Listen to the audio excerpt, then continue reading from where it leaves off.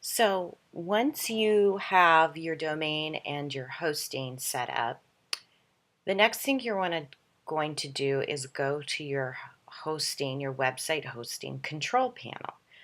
And it's going to look maybe something like this. It depends what version of cPanel or what version of the control panel that is there. But oftentimes, sometimes they don't have this. So you're going to want to make sure that you check with your hosting company.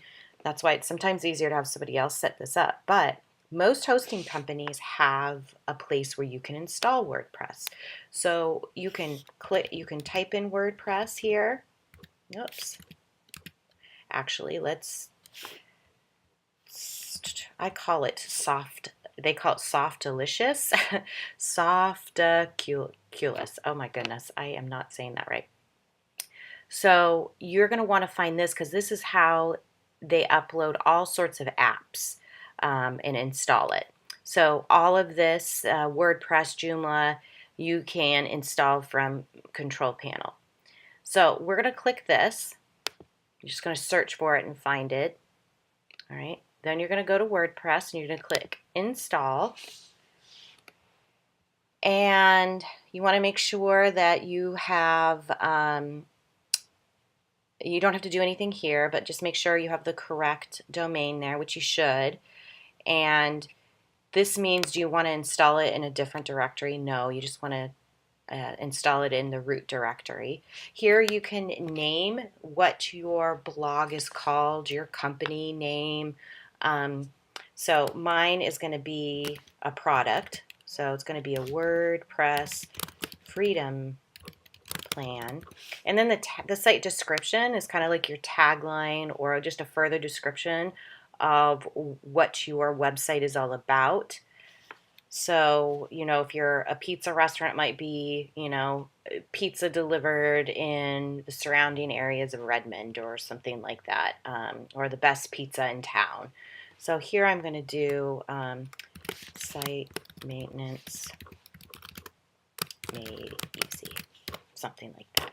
Because sometimes this does show up on the page if you want it to, and sometimes it doesn't. You can always go back and change it too.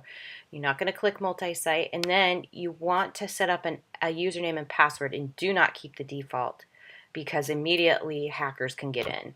So they know, these hacking WordPress bots know that admin is a default username, and so they try to hack in to a lot of these websites. So it's really important that you change this to whatever username you want that you can remember, and then make the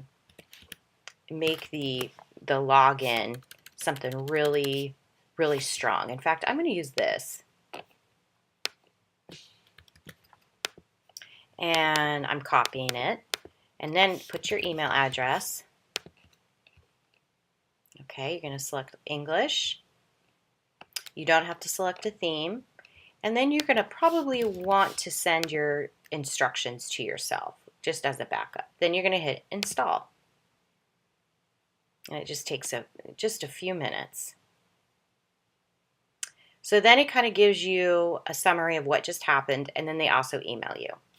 So here's the admin login. You can see it says WordPress Freedom Plan /WP admin. You can also do /login. So I'm going to go straight to here. I see. This may happen to you. I'm glad this happened. And this is because you can see it says server DNS could not be found. That's because they didn't wait within that hour for this to be connected, for WordPress to be connected. I mean, the hosting. So if you see this error, still, you might just want to wait a little bit longer. It doesn't mean anything's wrong. It's your WordPress website still has been set up. It's just it hasn't connected yet to your domain. So you're just going to have to wait and come back and log in with the credentials. And then you can go on to the next video from there.